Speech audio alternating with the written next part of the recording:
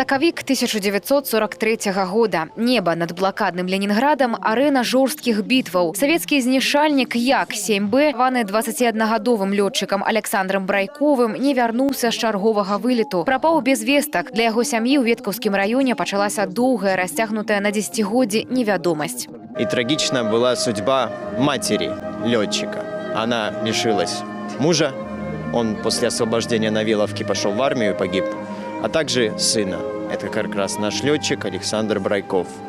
Потому что в записке пришло уведомление, что летчик пропавший без вести.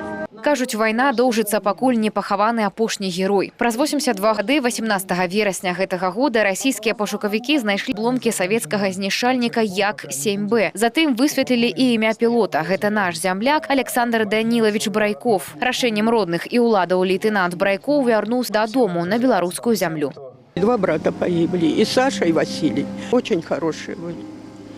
Веселые были. То, что когда-то клуб у нас там был такой, так они вот в клубе были заводаторами, песни пели. Словами нельзя сказать, что я чувствую. Я чувствую, как будто это случилось вот сейчас. Как будто это вот он умер недавно, и мы его хороним. Вяртанне стала магчымым дзякуючы працы энтузіястаў, якія па крупінках год за годам збіраюць пазлы нашай агульнай гісторыі. Яны вяртаюць імёны тых, хто аддаў жыццё за перамогу. Была найдена престижная система и еще кусок голенища сапога, что дало понять, что летчик остался в самолете при его падении. И начали искать уже непосредственно останки.